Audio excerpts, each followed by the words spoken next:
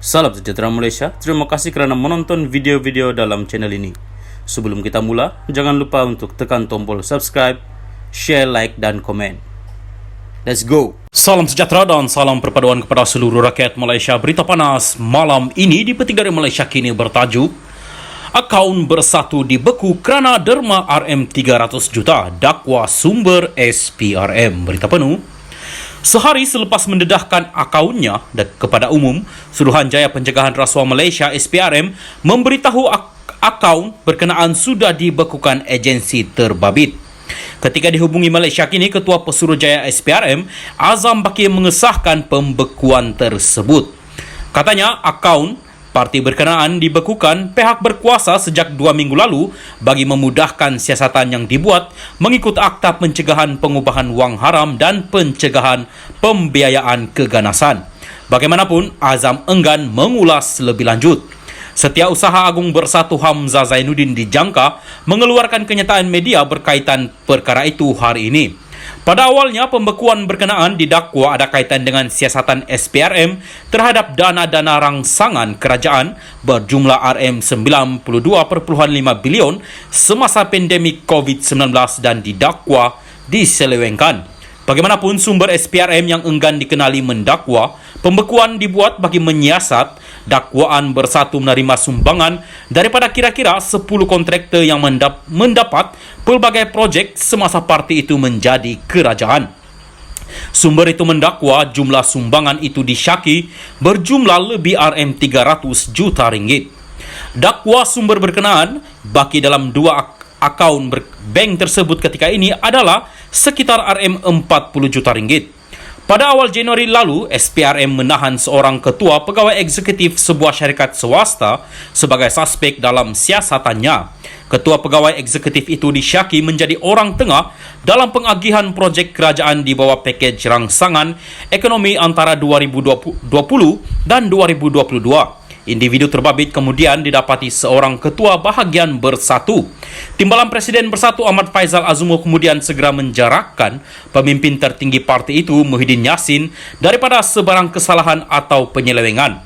Ada juga dakwaan bahawa sebanyak RM4.5 bilion daripada jumlah tersebut berakhir dalam dana Perikatan Nasional untuk menghadapi pilihan raya umum ke-15 lalu. Dakwaan tersebut dinafikan sekeras-kerasnya oleh Muhyiddin. Semalam Bersatu mendedahkan akaun terauditnya untuk mengukuhkan lagi penafian mereka daripada sebarang salah laku. Salam sejahtera dan salam perpaduan kepada seluruh rakyat Malaysia dan pendengar berita panas malam ini di Petik Dari Malaysia kini bertajuk Parti Hijau Pelawak KJ saran dia bertanding di Kota Damansara. Berita penuh. Parti Hijau, sebuah badan politik baru yang memberi tumpuan kepada isu alam sekitar, menjadi yang terbaru cuba memikat pemimpin UMNO yang dipecat Khairi Jamaluddin.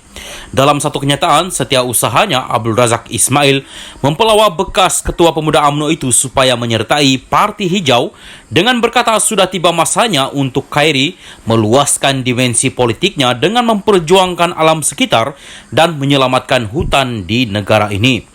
Abdul Razak turut mengalu-alukan hasrat Khairi untuk bertanding pada pilihan raya negeri Selangor akan datang dan mencadangkannya untuk bertanding di Kerusi Dun, Kota Damansara.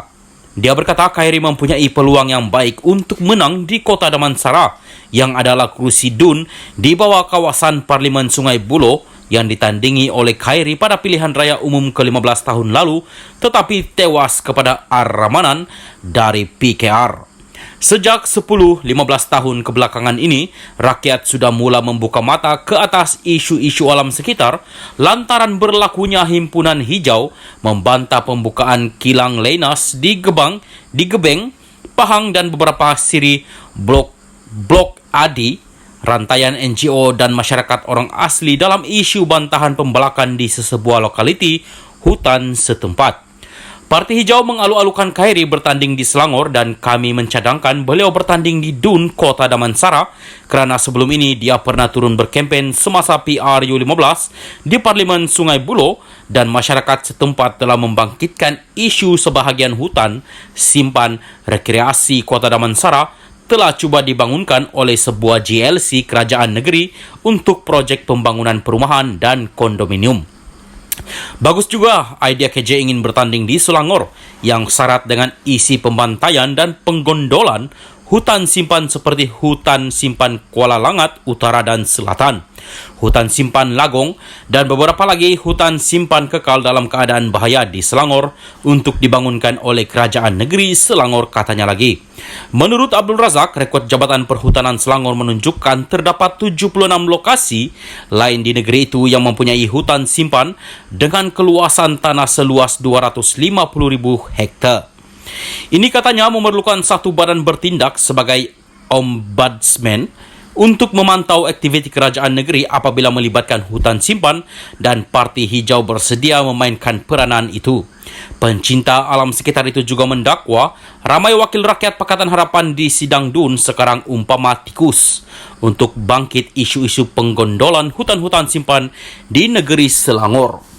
Parti Hijau berpandangan Khairi akan diterima baik oleh pengundi di DUN Kota Damansara kerana PRU 15 yang lalu beliau tewas dengan majoriti tipis 2,693 undi, dan kami berpandangan dia mempunyai ramai penyokong yang akan menyokong beliau dan boleh menang sekiranya beliau fokus dan aktif dalam isu penjagaan alam sekitar ini, kata Abdul Razak.